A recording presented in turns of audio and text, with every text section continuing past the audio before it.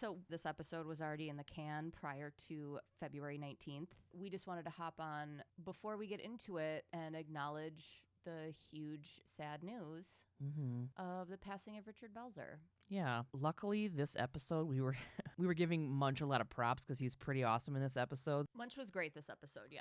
Yeah. We wanted to acknowledge Richard Belzer and I guess just kind of like put out there thanks for everything that he did. Yeah, he's a fucking comedy icon, you know? Yeah, and he's a character actor icon. He started as John Munch on Homicide, Life on the Street. I was reading something about this the other day. His first appearance as John Munch was in 1993, and his last appearance on SVU was in 2015 as John Munch. So what is that, like 900 years? Something like that. About. Yeah. And John DeMunch entered the scene in the early aughts. Or was that late 90s? Doesn't matter.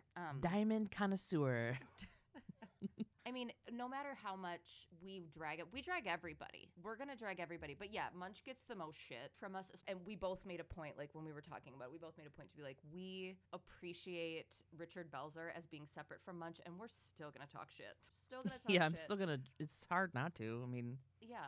His character's smarmy. You'll always be a pile of rats in a trench coat, Munch. You'll always be a rat king to us, Munch. Rest well, Rat King.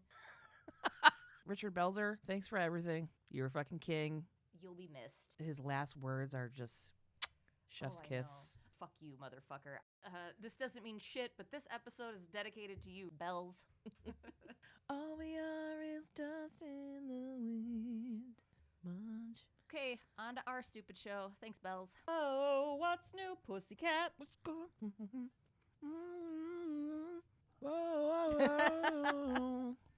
Sorry, I had a stick of beef in my mouth. So the kids are fucking home from school today. Again? Yeah, it wasn't even snowing this morning. Everybody's pissed. Well, it's all the fucking schools in the area are doing it because it's supposed to dump really hard, like all afternoon. But it just started, and it's not even going to get bad until like 6 o'clock. I'm like, what is this, fucking Texas? Do a half day.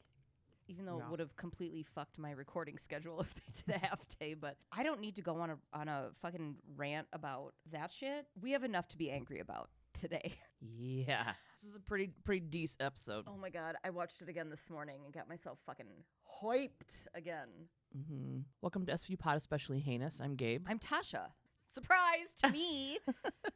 We are on Season 5, Episode 8, Abomination.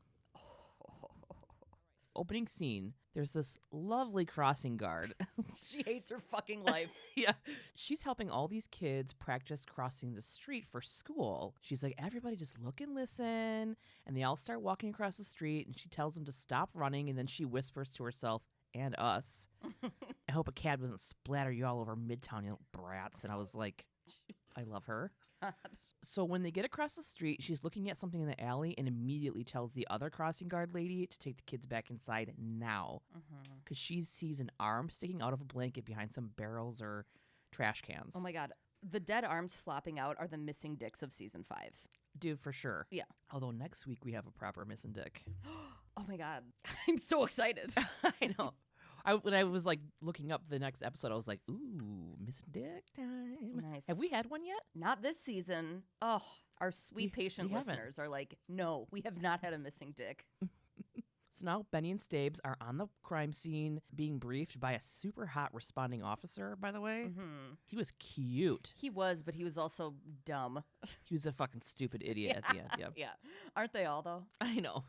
So the victim is a white male in his 20s. He's naked, wrapped in a clean set of sheets and a blanket. Condoms were found with the body. Fluids were found on the body, which is why SVU was called. The victim's neck is also broken. The bruising goes all the way around the neck, and the back of the head shows signs of trauma. There's also a powder in the victim's back hairline and a weird blue dried plastic stuff on the sheets. A pillowcase matching the sheets was found nearby with the victim's clothes in it. A note was found in the clothes, 7th and Bleecker, Thursday at 7 p.m. So then this fucking hot, stupid responding officer says that she must have shown the victim a good time before she murdered him. And Stabler says, well, actually, and tells him that it's actually a side effect of asphyxiation, getting a boner. Yeah. This dude's all smiley and says, oh, really? Because I was going to say he was scared stiff. He looked at Stabler for the approval that he didn't get from his dad or something, and Stabler was like, mm-mm. Yeah. So the guy who never goes to the twins' birthday parties is not impressed. Not impressed. He was like, he fucking Dom DeLuise done it too. Like, I was going to say the guy was scared stiff. Okay. Theme song. Okay, Gabe. Sure. Okay. Now we're at the precinct. The squad's going over the findings. There's a ton of businesses and residences near the location on the note that was found with the victim's clothes. Toots mentions that the victim was found 100 blocks. They've never said 100 blocks ever. Also, who measures when you get to that level? Like, start going miles, honey. Start going by miles. That's a couple of miles. That's a couple of miles away. Right? 100 blocks. Like, that's just a bizarre. It was 100 blocks away. It was like. Somebody Google how many miles is 100 city blocks. Oh, how much is this shirt? Well, it's $50, but I'm going to say that it's fucking 5,000 pennies. Right, yeah. Okay, sure. So $50 I couldn't even tell you. 5,000 pennies. It's really important that you understand the weight of the cost of this. Like fucking 100 blocks. So the victim was found 100 blocks away from the location on the note. The perp could have killed the victim near the location on the note. I want him to go visit his aunt in California, and they'd be like, oh, how far was it? And he's like, 95,000 blocks. It was quite the flight. Shut up. And I counted every single one. Can you just see a guy with a notebook like feverishly make like dashes on an airplane? Yeah, just like sweating his dick off the whole time. Like, would you like a drink? All right.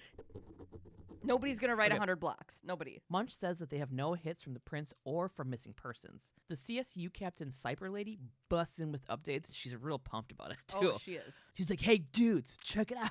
She found gypsum particles and white paint. The paint is too common to nail down, but the blue substance on the sheets are a little more interesting. So she put the blue shit under an infrared spectrometer. It's a nylon used for sports equipment, and it somehow melted all over the sheets.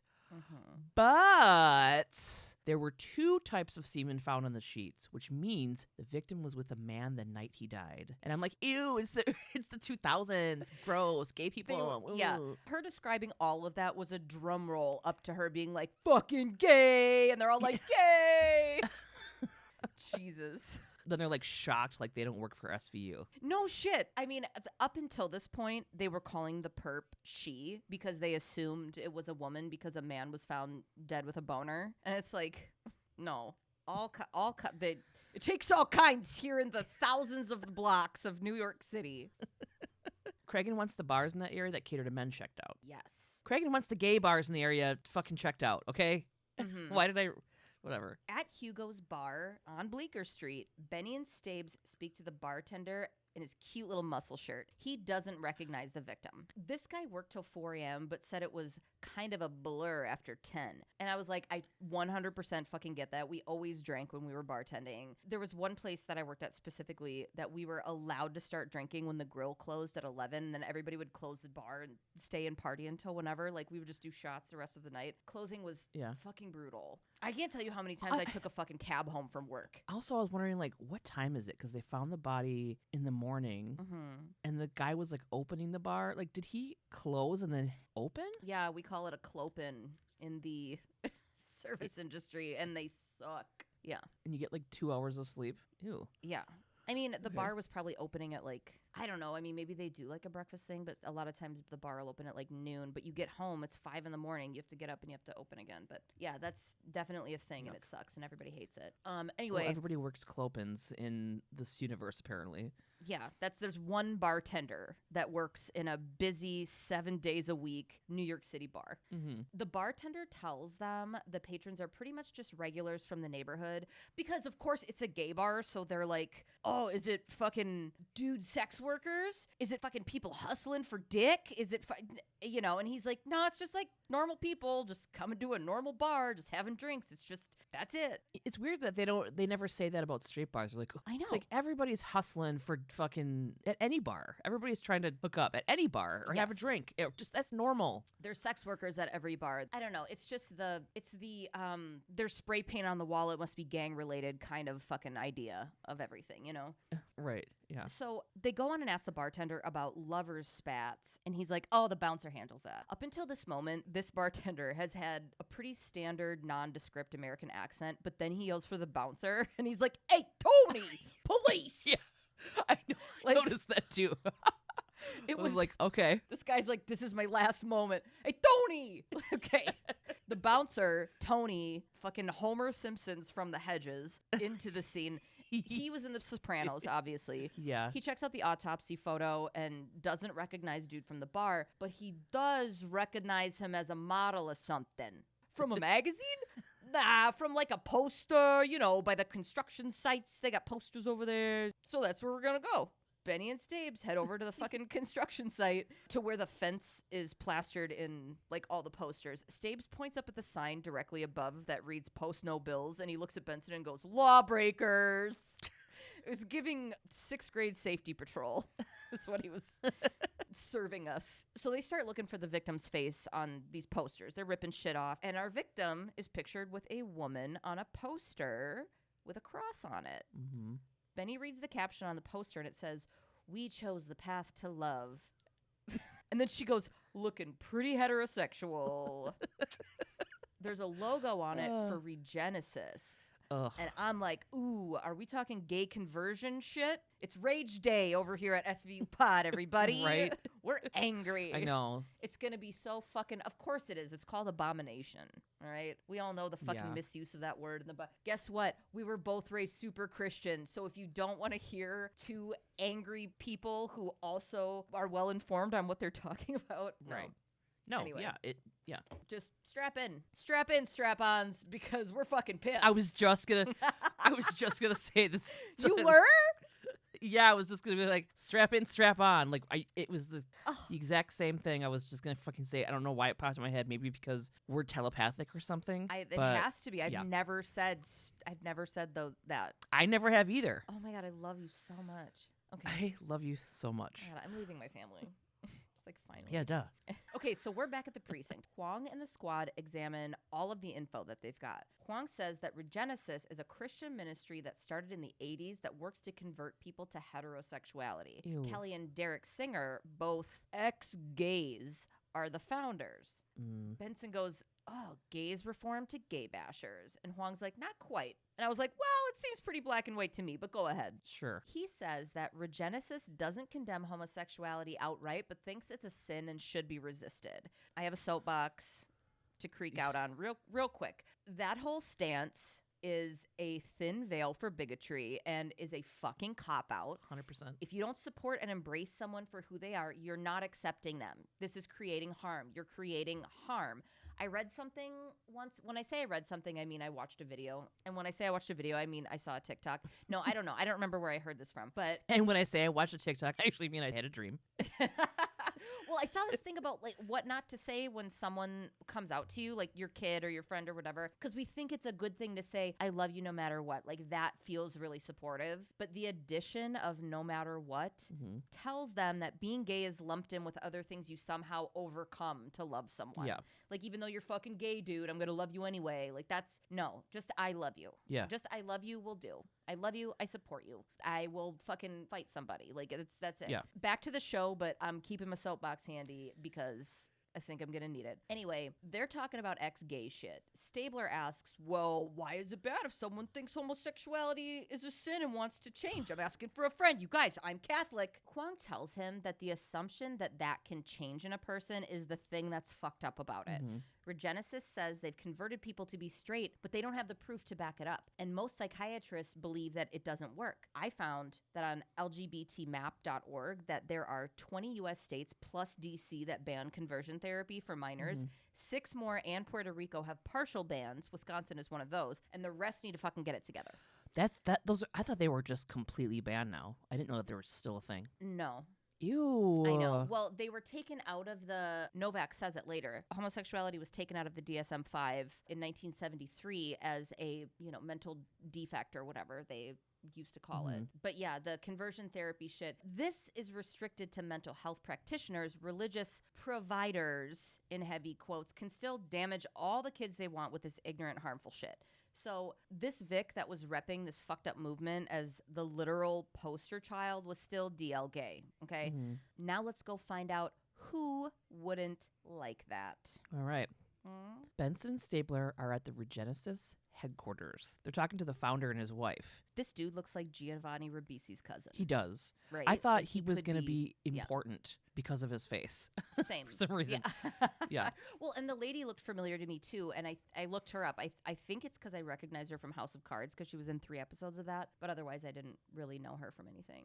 But they both had a familiar look about them. Yeah. They did. I was like, they're gonna be the ones that, but it's gonna take to the very last minute to circle back to them.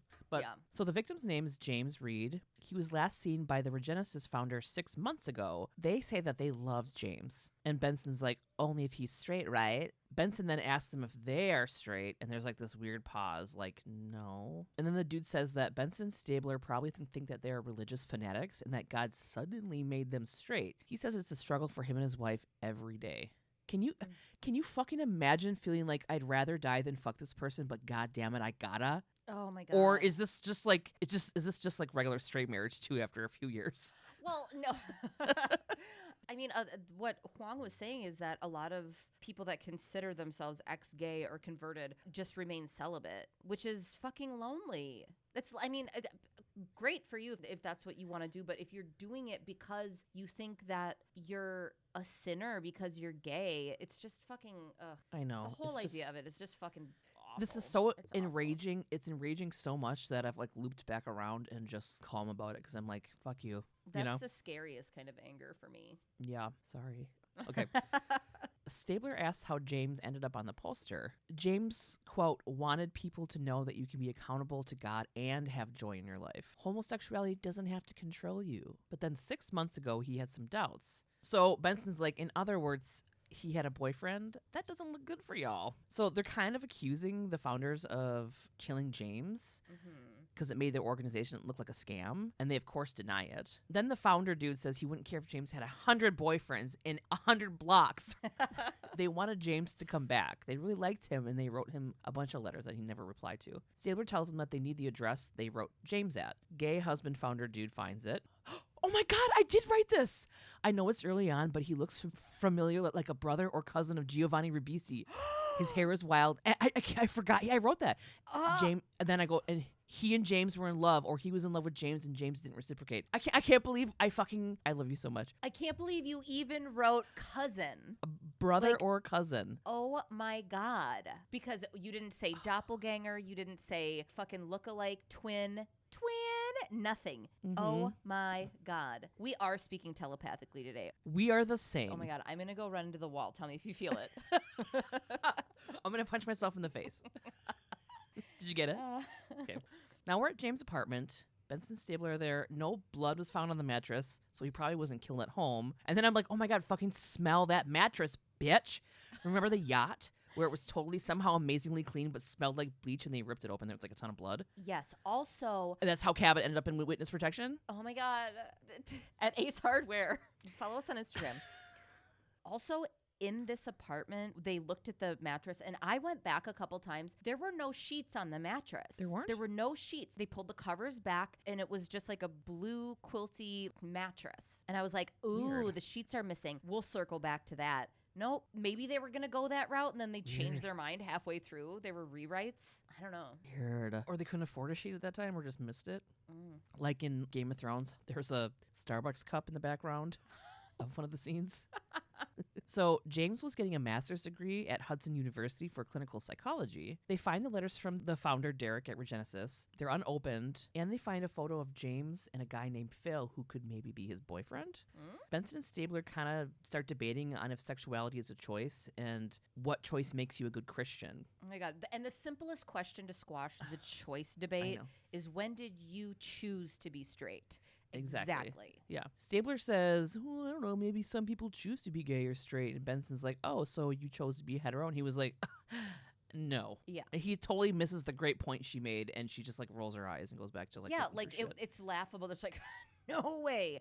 I finger ladies. I'm a dude and I like boobs. Like, I've known that my whole life. Yup. Mirror that for someone else. Right. Yeah. He's just a big old dummy. He's just a big old bubble butt hot dummy. Bubble butt, bubble butt. Remember that music video? It was so good. Bubble butt. Yep. They also find 20 to 30 letters from Nebraska with no return address. These letters are open and say fucking that dumbass radical religious bullshit statements like all queers will burn in hell or whatever. Same fucking bullshit we've all heard from ever from those motherfuckers out. Where are they from? Are they actually from Nebraska? Westboro Baptist Church. Yeah. I believe they're from Kansas. Are they even around anymore? Yeah, the leader of it, I go into it later, but he's dead. It was mostly like just his family members, right? Yes. That were in the church. Mm-hmm. And like Yes. a lot of them, like a lot of his siblings like left or his kids left. Yeah. Benson finds Phil's number on James's phone, aka the best cell phone to play Snake on. Remember that motherfucker? I loved that phone. Yeah. We're always going to bring it up. It was iconic. That was a good one. Mm-hmm. They had You could have this thrown that ringtone. phone out of your car window on the interstate, turned around and picked it up, and it would be in one piece, perfect condition. Or if it went through somebody's windshield, it would literally crush their skull. People would tie notes around it and throw it into bakery windows when they were trying to threaten them. Right. Bakery. Well, right. I don't know. So Benson and Stabler go to speak with Phil. He's a dentist. He's cute. Yeah, this is his first of 3 appearances on SVU. Oh, so Phil read about James's death in the paper. Stabler says, well, I'm surprised you didn't report your boyfriend missing, Dr. Phil. Has Dr. Phil been on that long? God, probably. Yeah, dude. I mean, 2003, yeah.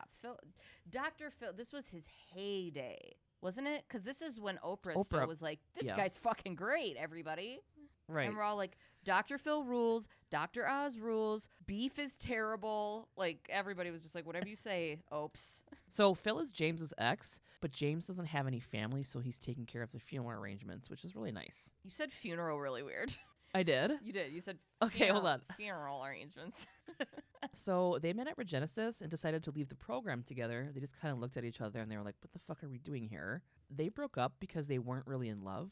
He's like, he wasn't the love of my life, and I wasn't really the love of his life. They got what they needed at the time from each other, which is kind of a great way to look at a past relationship, to be honest. Yeah. For me. Yeah. Phil says he thought it would be easier to be straight, but now can't imagine being any other way than himself. I like Phil. Oh, me too. He doesn't think that anybody at Regenesis would be angry enough to go after James. They all seemed like good people that were just hurting, you know? Stabler shows him the hate mail, and the guy's like, could be anyone. James wrote a lot of articles that pissed a lot of people off. Benson tells Phil that James could have been with a man the night of his murder, and if he knows of any new boyfriends. James had told Phil he was seeing someone new, but the new guy was way in the closet, and Phil didn't think it would work out. Stabler wonders if the dude will come out of the closet long enough to go to the funeral. And I was like, fuck, dude, it's Giovanni Ribisi's cousin. Well, let's head over to the funeral, shall we? Some puke fuckers from Nebraska are on the sidewalk at the gates of the cemetery protesting gay with hate speech outside of James's burial post-funeral.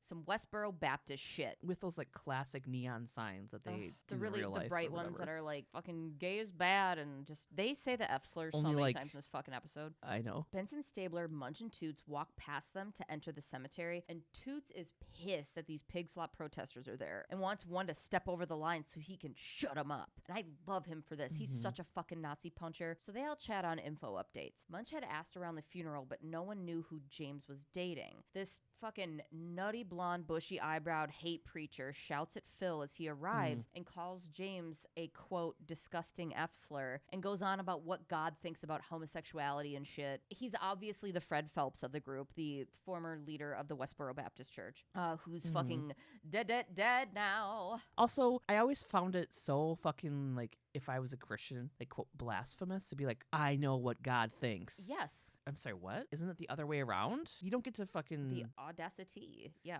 Well, Phil gets upset and these... Wait, also, sorry, I'm sorry to interrupt, but calm down. You do it all the time. I can do it sometimes too. I didn't even react. I thought you went. I thought I heard you go. No, I was all geared up to talk, and then no, you bitch. So I was like exhaling. Oh, stop it. Okay, I'm sorry. This dude also looks exactly like the creepy dude. Stop. Okay. This dude looks exactly like that creepy dude from Poltergeist. Remember? The one that comes up and he's like, "Hello." But it couldn't be that guy because that guy has to be long dead, along with every horse you've ever met in your childhood, Tasha. Shadow, no! See, you can write a joke. You wrote that down. I can do it. Yeah. I can do it. Yeah, you did it. Thanks. Shadow, no!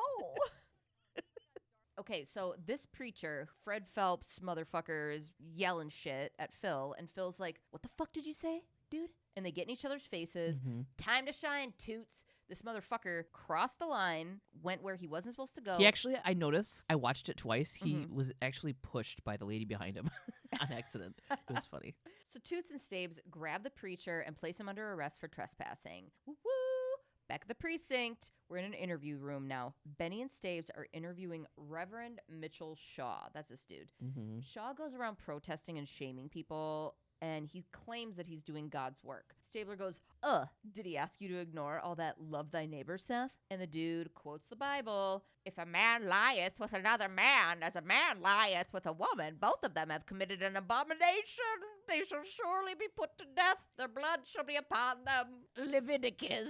Soapbox. Okay, so this shit, I'm pushing my sleeves up. This shit. I like how Stabler's like, actually, I'm Catholic. I know stuff. He's like, I am also Catholic. Yeah, I was also raised in the church, and I also have been told this shit. So this shit's from Leviticus, okay? I know, we all know that it's taken out of context, but let's get into it for just a quick second, okay? This verse that he just quoted is part of what's called the Holiness Code, okay? It also includes eating the wrong foods, having tattoos, wearing blended fibers, having a physical disability. They never bring that one up. Having sex with your wife on her period, working on the Sabbath, it goes on and on. This was written by a man, by the way, okay? And it was written to encourage Israelites at the time to separate themselves as much as possible from pagans. All right?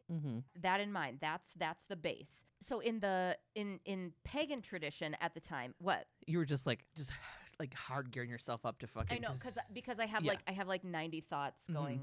Okay, so one of the things that pagans were doing, okay, temple worship to pagan gods and goddesses included sex with male shrine sex workers. Okay, they had people come in, and this was a part of their tradition shit, right? And pagans were down with all of this other shit too. The tattoo, the poly blends, the hot ham and cheeses, like it was all just a way for Israelites shrimp. It was all just a way for Israelites to not assimilate and to keep this holiness code, okay? It was just about separating all these things from the pagan. All right, take your Christmas tree down if you're anti-gay, Beverly. Also, right, twofold, it was referring to the regular practice of sex abuse between men and young boys, okay? It was saying that's not cool. Yeah. All right. So when Jesus came, because the Greeks and shit, they were all about that shit. Oh yeah, dude. When Jesus came, the following of these laws was over. Okay, Romans 10:4. Christ is the culmination of the law, so that there may be righteousness for everyone who believes. Okay, so you just fucking believe, and there's righteousness for you. So all of these laws don't fucking mean shit. All right. Galatians 3:24-26. So the law was our guardian until Christ came. I'm going to emphasize that. So this law, was our guardian until Christ came, that we might be justified by faith. Now that this faith has come, we are no longer under a guardian. So in Christ Jesus. Hello, New Testament. Yes. New Testament. So in Christ Jesus, you are all children of God through faith. That's why it became cool for all of that other shit in Christianity. All of that shit is cool, except for the gay shit. Why did they keep the gay shit? Fucking fight me. Fight me on this shit. Yeah, I don't know. I would because I know the argument that you're going to bring to me. You're going to bring the abomination. Don't even get me into the translation of that fucking word and how that is not what it meant. Right. Don't even get me into the fucking... the translation of the book, period. Period. Or King James deciding what should actually be in the Bible, which did not include any of the women writing, or just whatever. Right. What I'm saying is the argument for what is being said is in the Bible. That is not in the Bible. Let's say that your religion is to follow the Bible to the letter, and you are saying that the Bible says being gay is a sin. You are incorrect. You are incorrect. Right. The end. All right.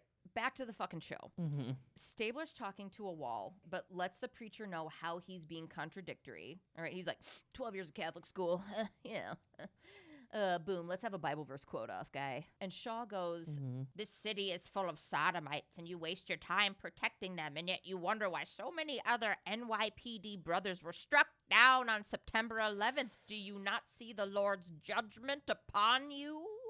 And Stabler must have rolled up his sleeves in the bathroom before this questioning because his forearms are crossed. They are so crossed that Jesus dragged them up to Golgotha. That's terrible. Oh, my God. I love those memes that are like, if Jesus was passive aggressive and he's holding the cross, there's like a little bubble that's like, no, it's okay, I got it. Yeah. Whatever. Oh, God. If I believed in hell, I'd be going there for that. So this guy fucking got under Stabler's skin. Ooh, yeah, he was Stabler mad. shoves the metal table to the side and gets so close to Shaw's face. Stabes breathes really hard. He wants to headbutt this fucking hate raisin, and he goes, hate raisin. Stabes goes, I see a scared, shriveled up piece of trash who uses God to justify his bigotry. And then all of a sudden, Benny's there too. She was not there before. Benson says, Stabes, chill out. This dude's just a troll. She doesn't. She doesn't say it like that, no. But she's like, she doesn't even tell him to chill out. She's just like, chill it up, Brochimus Maximus. This dude is just a troll trying to get his name in the papers. And Shaw's like, no, I'm not. I'm telling you what God said. She reads what Shaw said about James in the hate mail. He calls him an AIDS-infested F-slur, and he's like, you can't arrest me for writing letters. Stabler accuses him of killing James, but Shaw says he wishes he had, but was 10 to 35,000 blocks away. So he couldn't have. Okay, so Stabler and Benson come out of the interview room to chat with the whole crew, including Novak and Cragen. Stabler is furiously chewing on a coffee straw. He wants to fucking strangle this guy. He's like, look, I've already got my sleeves rolled up. I fucking hate this guy. Let me just fucking crush his windpipe. Fucking Munch is like, I don't know. I love this guy. I want to invite him to the Christmas party. I don't know what you guys are talking about. Yeah, that was my favorite Munch thing ever. Yeah. I was like, that's fine. I like you. He's like, I like this guy. He's great. Shaw was at another protest the night James was killed, so Novak's like, we can't hold him on anything, dude. You guys got to let him go. Benny argues that since Shaw targeted James, one of his followers could have killed James. And Novak tells her that they need to connect one of Shaw's followers to the murder, and then maybe Novak can get Shaw on the fighting words doctrine. Thanks for the link, Alyssa, our note taker. She made that a fucking link for me. She linked it to mtsu.edu, and it says that the fighting words doctrine allows the government to limit speech when it's likely to incite immediate violence. Munch and Toots didn't get info on James's new boyfriend. A lot of people left the funeral after the fight between the protesters and Phil. Stabler says none of Shaw's followers would have had sex with Reed. They would have just killed him. Okay. I'm like, yeah, right. He still doesn't get it, but okay. Munch is like, well, look at this. I found this camera just laying there. Somebody must have left it there. And Novak's like, I didn't hear that. Whoop. And she slick smiles about it. He's not supposed to have it. Cragen's like, get it back to the guy. Yeah. And Munch goes, oh, yeah, totally. I'm super nice, though, so I'm going to develop this film for him first. Cragen says, okay, fine. Use the photos from the found camera to ID the other people that ran away. And then we're all going to close our eyes and cover our mouths and plug our ears and sit on a branch together because none of us are supposed to be doing this shit. Okay, so now we're at the Hudson University East Quad. We're going streaking. Yeah. Munch and Toot speak with people who went to the funeral. James's advisor is there, but he only really knew him from their working relationship. He didn't really know much about his personal life. Also, I love this guy. He's like a little turtle. Oh, he's so cute. This dude isn't necessarily recognizable, but I look up everybody, so I do have to mention his first credited role. It was on the 1981 TV series Ryan's Hope, and his character's name was Dick Biggs. Nuh-uh. Yes. Shut up. Dick Am I Biggs. dreaming? What a great name. Yeah. I'm naming my first son that. Okay, go ahead. Okay. Dick Biggs. So, Talking to Dick Biggs. Dick Biggs. So James was working on a research project about reparative therapy and how homosexuality is a form of arrested development and can be cured. Munch points out that most shrinks think it's crap. This dude agrees. Mm-hmm. It's an experimental practice unproven at best, he says. Patients usually just develop anxiety, depression, and increased risk of suicides. James' study was provocative because reparative therapists knew it didn't work. I air quoted super hard around therapists, by the way. Mm-hmm. They knew it didn't work, but took money anyway from the people who wanted to be cured of homosexuality. A snake oil cure, he says. Yes. He says to him, a snake oil cure. Okay. Toots says that could have ruined a few careers and could be a motive for murder. The only thing is, only 4 professors, including himself, know about James's project. Toots obviously wants their names. One, Roger Tate, a proponent of reparative therapy, resigned recently. He thought there was methodological problems with James' study. Obviously, Munch and Toots want to talk to him fucking first. I love this guy. Now, Roger Tate is being interviewed. It's that one dude. I love him. He was on that one show with Marty McFly. Remember the models or whatever? Okay, yes. I also love this guy. The show was called Just Shoot Me. It was from the late 90s, early aughts. I loved that fucking show. Who else was, David Cross came on one time, like his episode, Chicken pot, chicken pot, chicken pot pie. It was my favorite episode. Really problematic now, but like that was, I remember having that episode on VHS because I discovered David Cross, like his comedy as being on that show, which is like not the way to discover David Cross. So Jack Gallo, this guy played Jack Gallo, okay, on that show. Now he's playing Roger Tate. His first gig was in 1957, and he worked steady until he was Pops on the Goldbergs from 2013 until he passed away in 2021.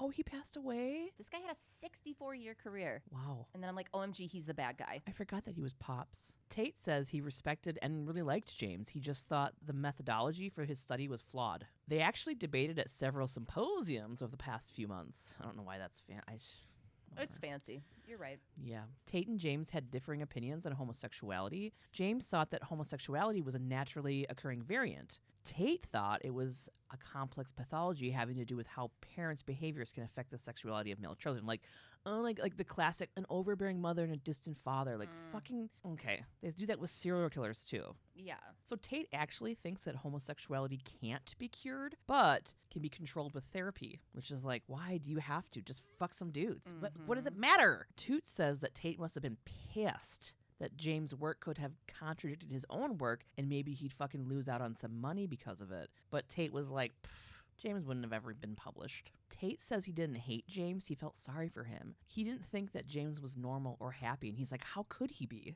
Which just like hurt my heart. I know. Toots and Munch are outside of Tate's office, and Munch says, overbearing mother and a distant father. I got some shit to look into because this guy.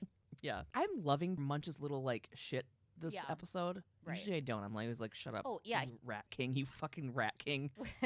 All of a sudden, Tate's son Ian bumps into Munch and Toots on their way out. And Munch is like, I fucking recognize that guy. And goes to the reception and was like, hi, was that Elliot Stabler? And she goes, no, that's Tate's son, Ian. Oh, as soon as Ian crossed this path, I'm like, he did it. I was really making a lot of predictions this time. And this wasn't a real difficult one to figure out. But I was like, oh, look at me. I'm doing it. Yeah. Now we're at the precinct. We're getting info on Ian Tate. Ian was photographed at James' funeral. Oh my God, he's 20 years old, no record. Tate pays for Ian's apartment, which is located a half a block away from where James' body was found. And I'm like, Jesus fucking Christ, now we're breaking up blocks in halves? Yeah. Like, what is going on? Yeah, they're trying to throw me and you off, specifically me and you. That's 100% what's happening. They're like, in the future. These lines were actually done in post in 2023. If that's the case, please tweet about us. Okay, so Ian and James's phone record showed 50 calls between them. One call was on the night James was killed. So the squad is starting to speculate that Ian may be gay. No shit. And probably hates himself considering his dad is Tate. Huang says he may do anything to keep the illusion that he's straight. So as they're speculating, Cragen's like, so we're saying Dr. Homophobe's son is gay and killed his boyfriend? And I'm like, Cragen, that is the most SVU line. That's more of an SVU line than scared stiff guy from the beginning. Okay, Benson and Stabler catch Ian outside of his apartment building, and they say they want to talk to him down at the precinct about James. Ian refuses to go. Who is he, by the way? I looked into him. He has a longer career, but I literally recognized him from nothing and everything. He looks very familiar, but there was nothing that I found. Somebody please let us know. Let me know what I missed. He reminds me of the guy from Game of Thrones, that really shitty guy that cut off that other guy's dick. Remember? Reek. His name wasn't Reek, but he reminds me of him a lot. Okay, so Ian refuses to go to the precinct and terribly denies knowing who James was. He's like, I didn't even know the guy.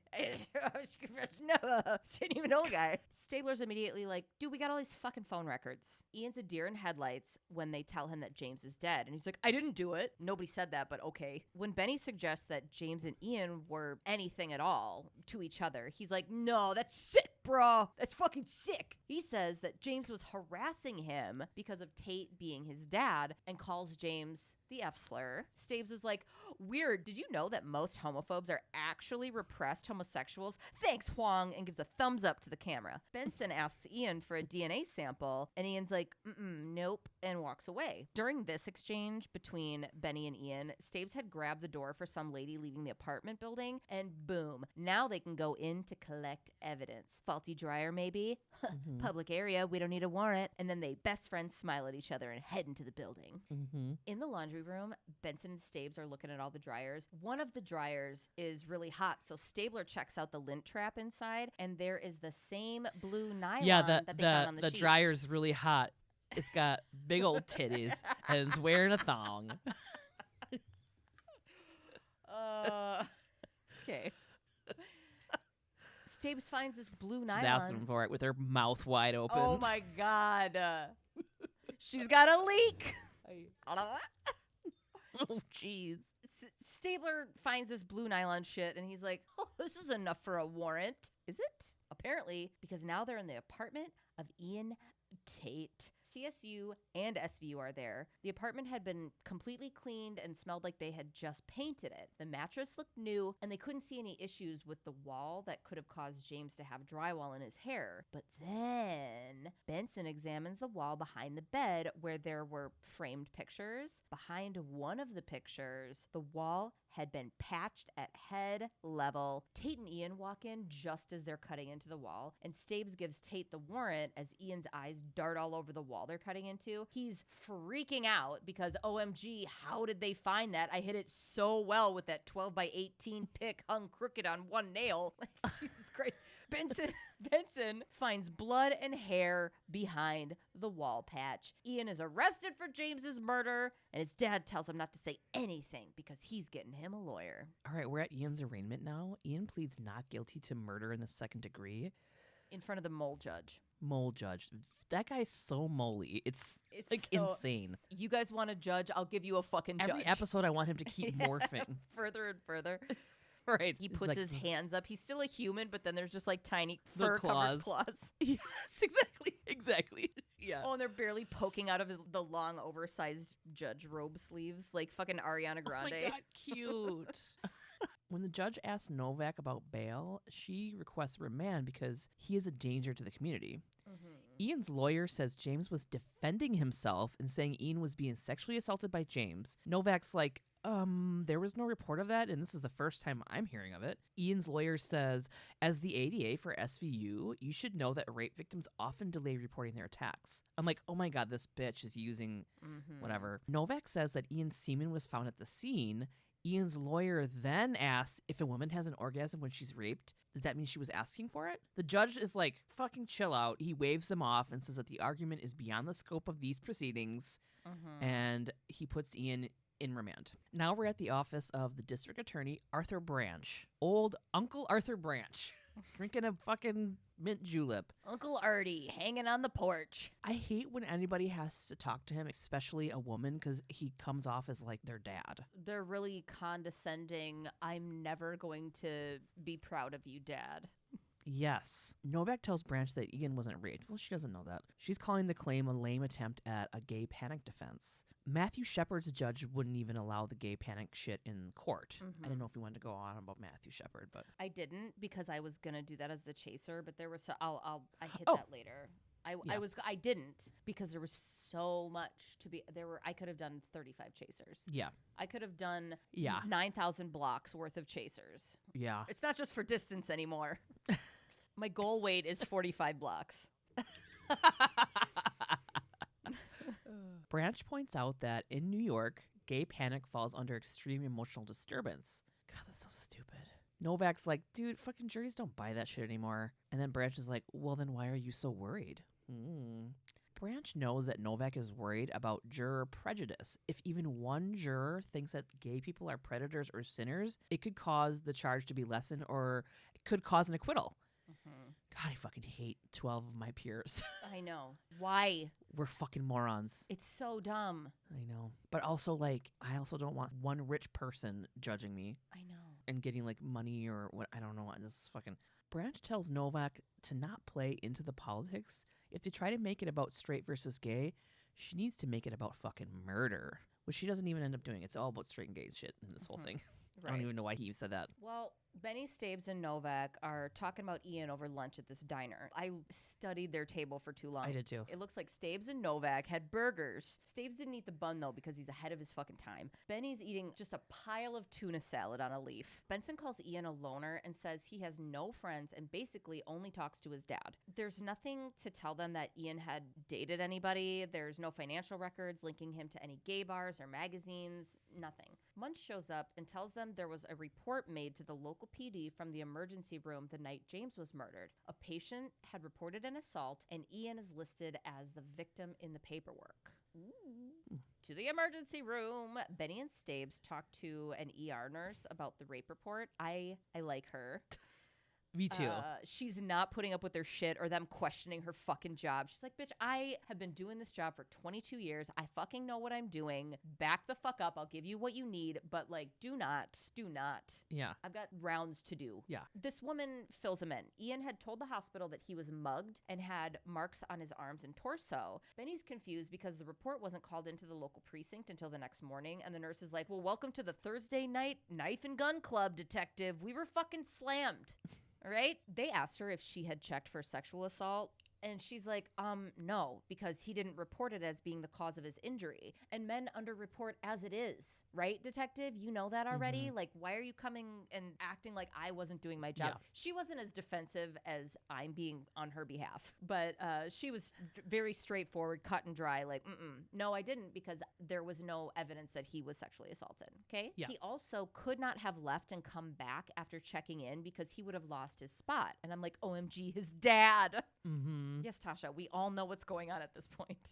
That same morning, James's body was found 20 minutes after the report was called into the PD. James's body wasn't on the street that night when Ian was on the way to the hospital. Call back to the sanitation workers not seeing the body at 11 p.m. the night before James was found when they picked up trash. Benny and Staves think that Dr. Tate got rid of James's body for Ian. And Staves goes, we gotta place Daddy at that scene. Yeah, they say Daddy a lot in this. I love when they're like walking out of the hospital and they're like putting it all together and they're going back and forth and they're like, they should have just like jumped up and fucking high-fived and paused midair because they were just such a team. Benson and Stabler are talking to Hot Bomb Squad crime lab guy and they're going over the findings with Benson.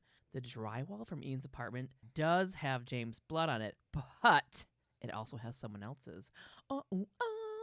When James's head was bashed against the wall, the killer's arm also went through the wall and was scraped and cut by the drywall when he was coming out. The blood isn't Ian's, but it's a partial match, meaning the blood belongs to a relative of Ian.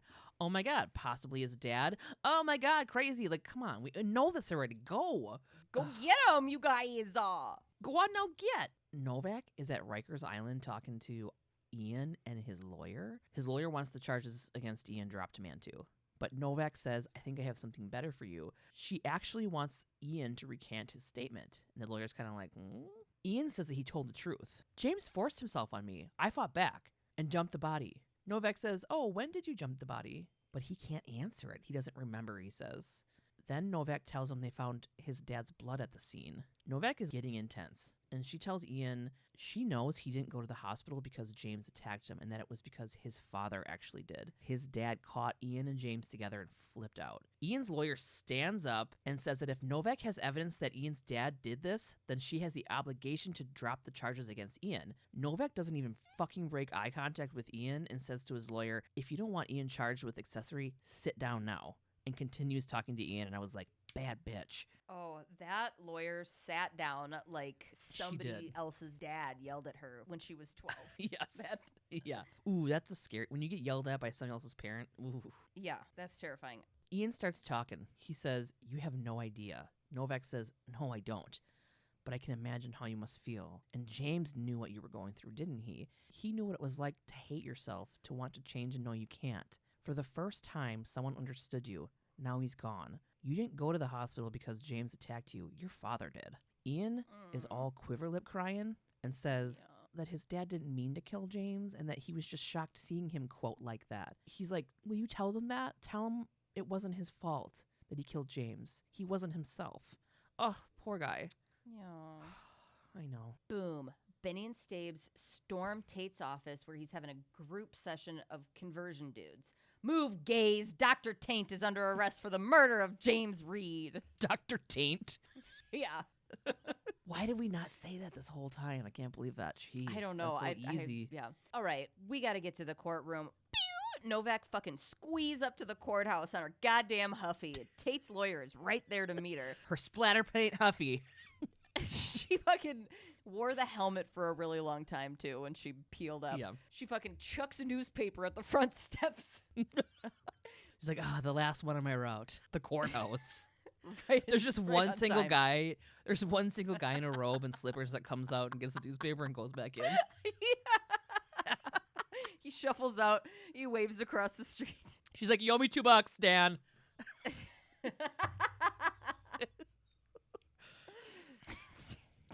I don't know why I thought it was so funny. His name's Dan.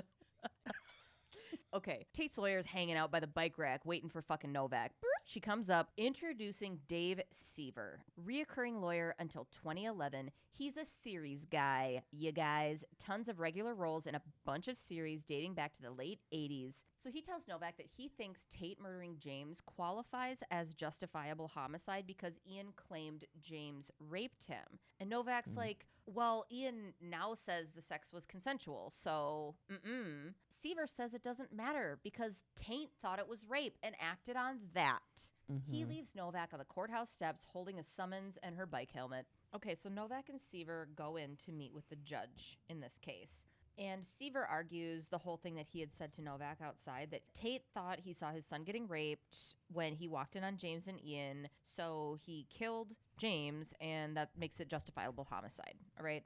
He goes on about Tate's work, speaking on his mental state. His work being that he says gay men are sexually aggressive, so of course he assumed his son was being assaulted. Right. Novak's like, dude, judge, this is the most homophobic and bigoted bullshit angle. They're going for jury nullification.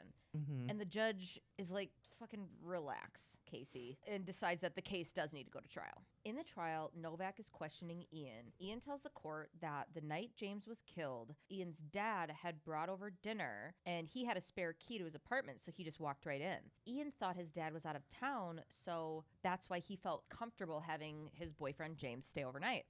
Dr. Tate caught them in bed and started immediately attacking James and then attacked Ian.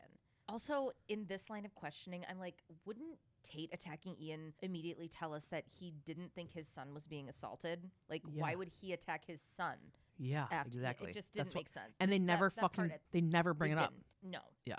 Then Seaver questions Ian. Ian hadn't told his dad he was gay, even though he had known for a very long time. And then Seaver's like, you even went as far as to make up a girlfriend. And Ian's like, fucking Sandy? Jesus, that was in high school.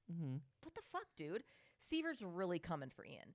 Through the line of questioning, Ian confirms that his dad had only been violent when he was defending Ian in the past. And when asked why Ian covered for his dad, he said he did it because it happened because of him, and he thinks it's his fault. Like, if I weren't so sick, I could have controlled myself. Oh, this poor fucking kid. he didn't want his dad going to jail for what he called his mistake. Dr. Cahill is now on the stand. This is one of Tate's research partners and a real Her smug voice. fucking bitch. She is a smug I can't wait ass to bitch. hear your voice. Her nose is pointed so erectly at the ceiling. Like the back of her head is resting in between her shoulders. Yes. Like back. Yeah. Like It's so in the most condescending white lady kind of way. She's on the stand. She says that they found through research that homosexuals solicited sex from minors, engaged in high-risk behaviors, and had violent sexual relations more than heterosexuals. her voice was that. It was like ridiculous. Yeah, it had some more vocal fry to it too. Mm-hmm. Anyway, she's lying. That's not true. She Mhm. also says homosexuals suffer a multitude of psychological problems. They're more likely to be depressed, alienated, and have issues with rage. Novak. You just said alienated. Yeah. Like, you fucking dumb bitch. Right. You're describing symptoms of a person who is being marginalized. Mm-hmm. So now Novak cross-examines this stupid bitch Cahill, this walking fucking blazer Cahill. Oh, God. I just love how she fucking outsmugs this lady. She's like, where are these studies published? Well, actually, they're not. Oh, they're not published. Okay. Yeah. So they're not respected published papers. Got it. Well, good luck with that. Yeah, and she's like, it's because of the mainstream. My brain was like, shut up. Mainstream psychology. So Novak continues. Every other study also says that pedophiles are more likely to be heterosexual.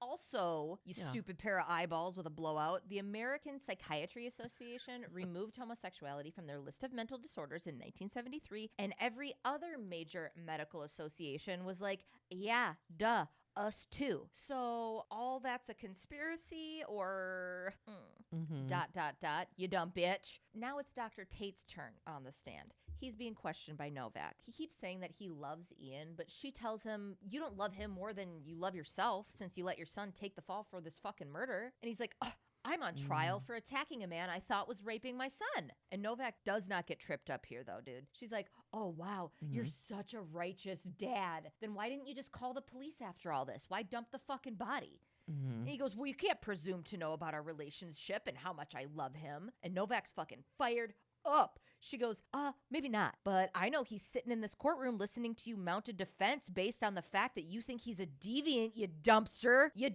dad. And then she hops on her bicycle and fucking zooms back to her seat. And she's doing it on her just one wheel, the back wheel the whole way. She's fucking like wheelies back to the table. That's dude. a 16th of a block away. Right. I mean, she really got him though too. He was like, She what? did. Yeah. In the precinct, Novak comes in and Benson asks how court went. She says that some of the jurors believe Tate. Novak now feels bad thinking she just like outed this poor kid and nothing will happen to his dad. Novak asks Stabler if he ever wonders if any of his kids are gay, and he punches her in the face. No. He says he hasn't asked, and Benson tells him, he's like, you know your kids. You would know if they were gay, which I don't. That's not necessarily true. I know. Novak agrees and tells him that Dr. Taint's whole defense is based on not knowing that his kid is gay. Dr. Taint Hole's defense. But Novak doesn't fucking buy it.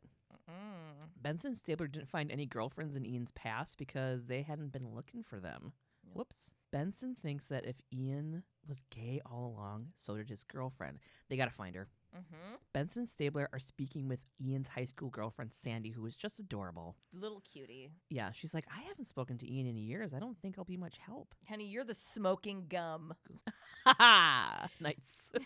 The guidance counselor at the high school told Benson and Stabler that Sandy and Ian had dated for years. She's like, we were good friends, but I wouldn't call it dating. He wasn't really interested in the physical part of it, but we both loved each other. Yeah. She says that Ian never came out, but she knew, and she was totally okay with being there for Ian so he wouldn't get picked on like the other guys at school. Benson and Stabler ask her if she ever told anyone, like Ian's dad, that Ian was gay. She says no. Sandy's mom weirdly shows up in the doorframe like the Homer Simpson thing. She's just... I loved She was like, I did. She's like, I fucking did. Yeah. Sandy's like, Mom, what the fuck? Why would you do that? She's like, Ian was here all the time. He was like my second child. He was so sweet, and I could see how much he was suffering. So she told Dr. Tate Ian was gay during his senior year. She was like, dude, your kid is fucking gay and he's depressed and you're making it harder for him. You need to be a fucking dad. Yeah. Dr. Tate thanked Sandy's mom and then asked her to never contact him again. So he fucking did know. Yes, he did. This mom, love and adore her. She was an ally when it like was not time for that. She was on 2 episodes of some show called Celebrity Ghost Stories. I'm assuming acting in a reenactment, but her credits are Ghost Rose and Louie's Ghost Mom. I love those ghost shows because they have the cheesiest reenactments, and I just like live for that shit. Novak and Ian are met by Dr. Tate and his lawyer in the DA conference room. Tate's like, "Oh my god, what's happening? Why are you here?" to his son, instead of like, "I love you. I'm sorry this is happening."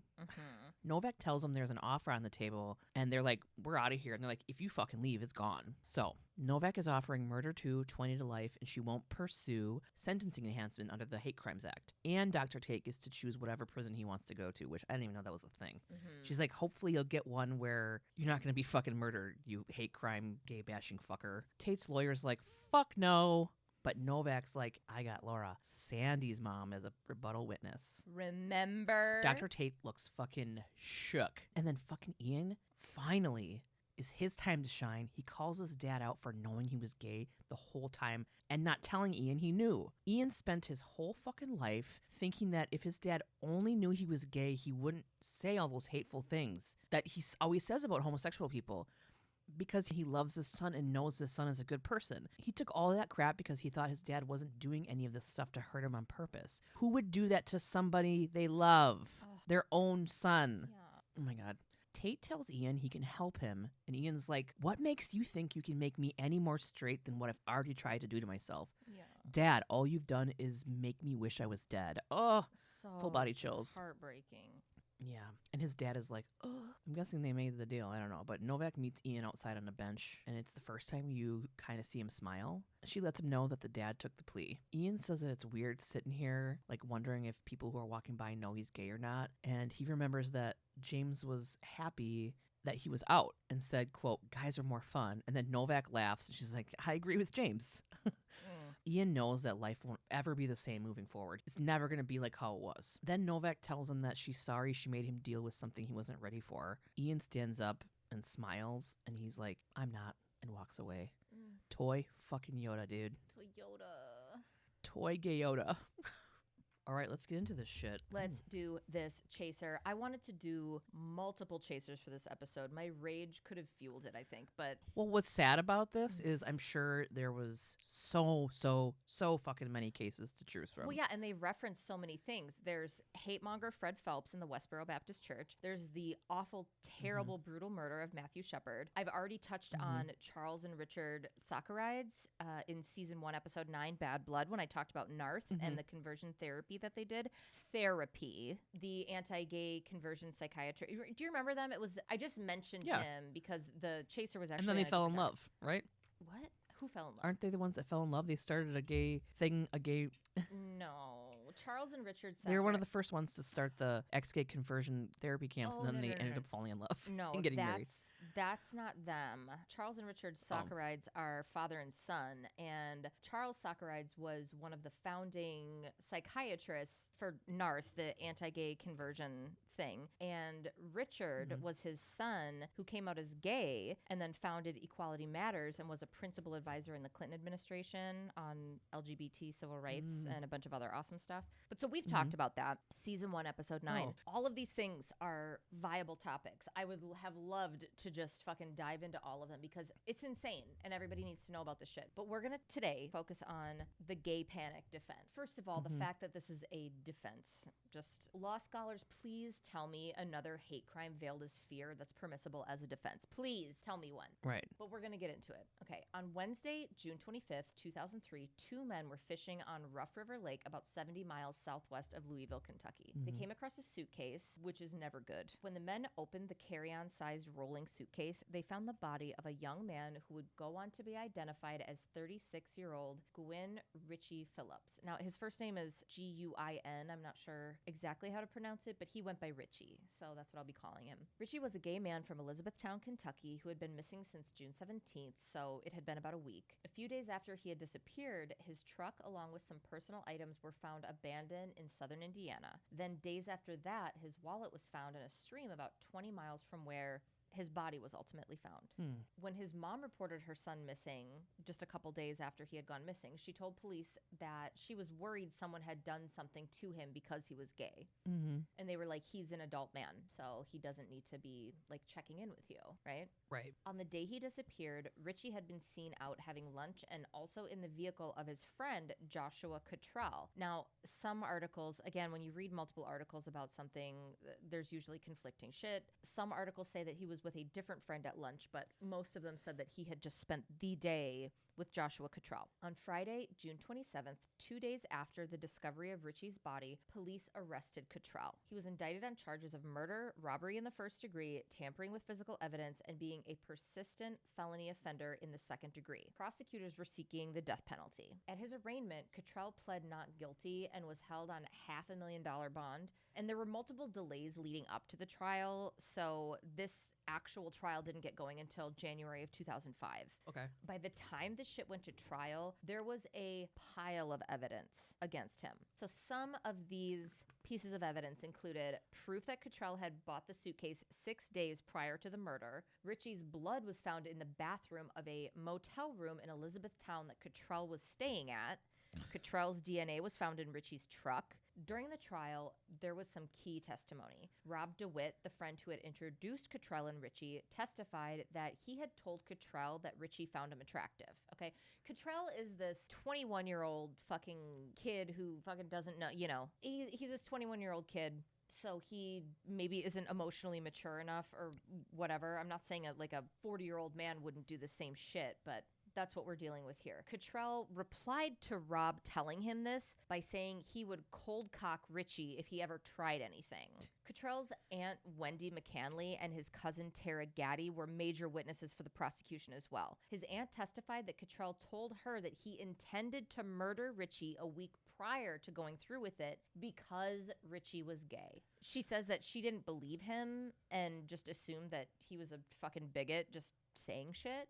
Then, after the murder, he confessed to her that he had lured Richie into his hotel room where he took his shirt off and asked Richie if he liked him without a shirt. When Richie said yes and approached him, Cottrell put him in a chokehold and strangled him.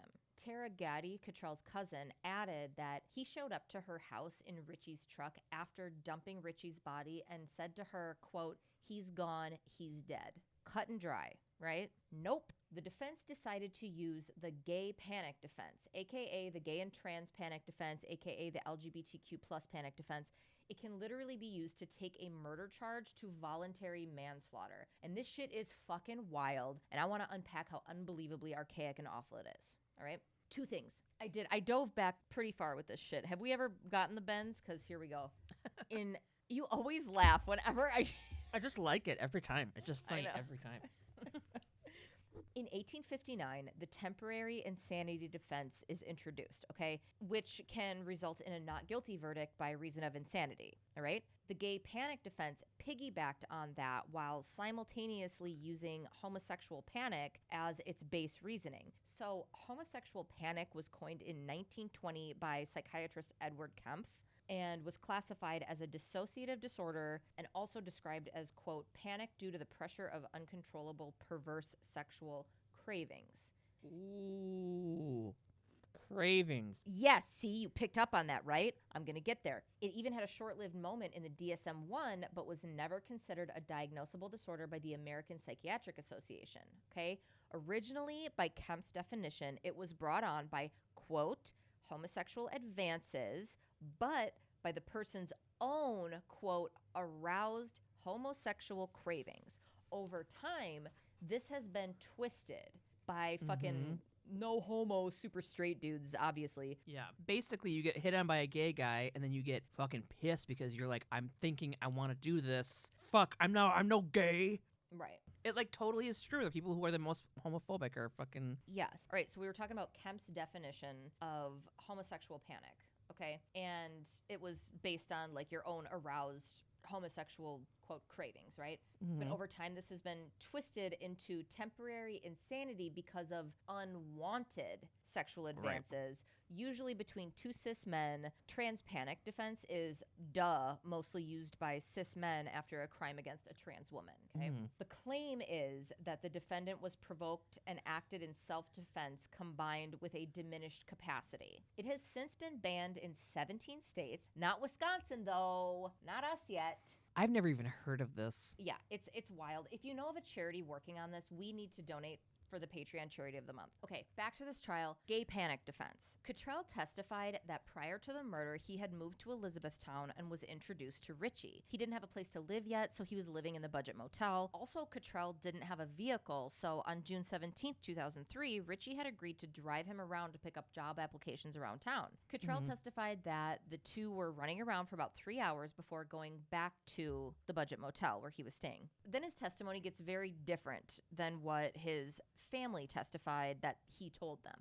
On the stand, Cottrell said that Richie followed him into his room and told Cottrell he was sexually interested in him. He also said that he didn't explicitly invite him into the room. And then he came in and said he was sexually interested in him. Then he took off his shoes and shirt and laid on the bed, asking Cottrell to lie with him. Cottrell said that he told Richie multiple times that he wasn't interested. He says that Richie grabbed his crotch, unzipped his own pants, and aggressively tried to kiss him. This made him fear for his safety, so he hit Richie, and they fought a bunch until Cottrell got Richie into a headlock and subdued him, fucking choked him out. He said when he was leaving the room, as he was telling Richie to get out, he turned around and saw Richie on all fours about to stand up, and then he walked out. He came back 20 minutes later, but Richie was unresponsive on the floor. Then Cottrell says that he attempted CPR before realizing Richie was dead. He disposed of the body because he didn't think police would believe him that this is what happened. Nor fucking should they. Yeah, so he got rid of his body and he got rid of all of his belongings separately. Like it all added up to exactly the way they found everything. Defense attorney Scott Drabenstad's closing arguments included this quote: "This kid is not a robber. Yes, he did some very inappropriate things with the body, but what set it all in motion, he was privileged to do. What set it in motion were the actions of a 36-year-old man." Cottrell was found guilty of the lesser charge of second-degree manslaughter, theft, and tampering with physical evidence. Theft because he took like $300 out of Richie's wallet. Richie's brother, Greg, later said in an interview with The Advocate, quote, "I think they were looking at my brother being a homosexual when they made their decision to pick the lesser charge." The jury recommended Cottrell be sentenced to 30 years, 20 for manslaughter and 10 for the other charges, but the state law was limited to the maximum of 20 years. When he was being sentenced, Judge Kelly Mark Easton told Cottrell that he was fucking pissed that he could only give Cottrell 20 years and that he couldn't get the crime out of his head. He said he kept picturing Cottrell, quote, "driving a truck that you had stolen from a man who you had just killed, with the body of that man crudely stuffed into a suitcase in the bed of the truck."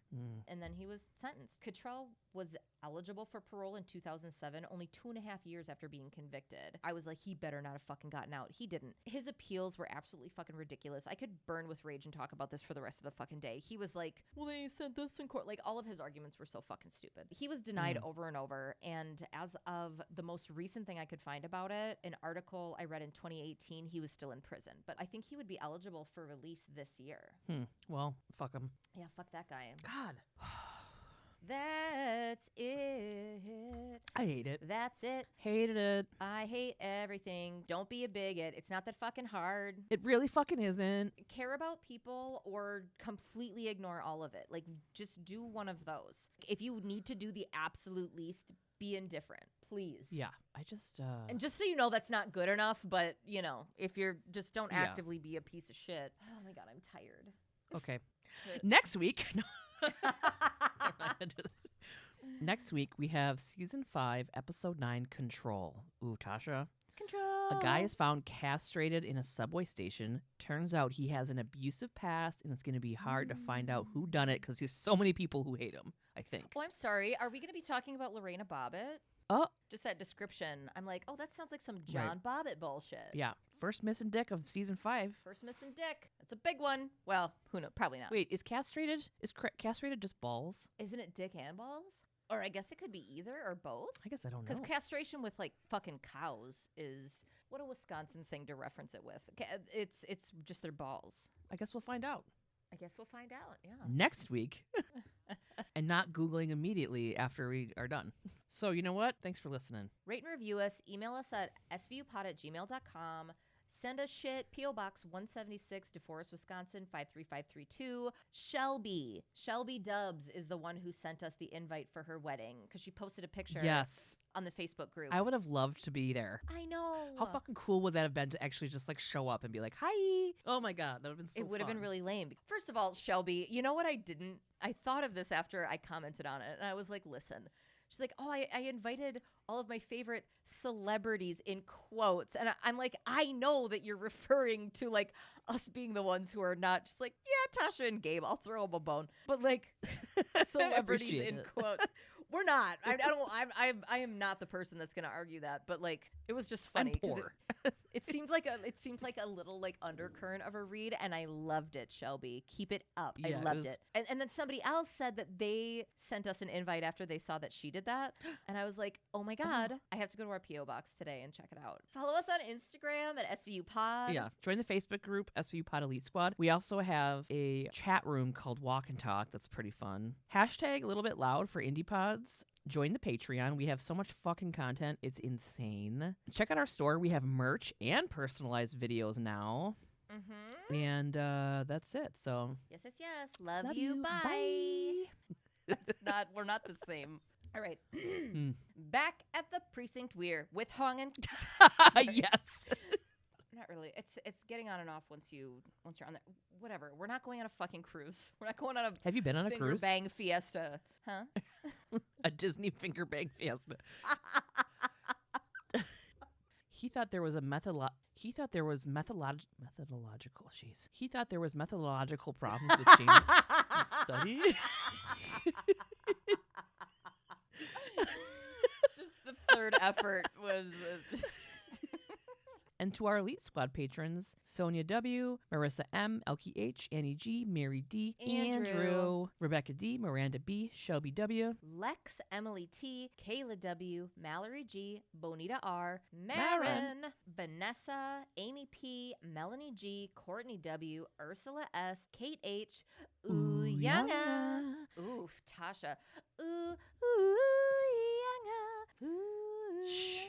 Catherine M., Kate P., Jessica S.,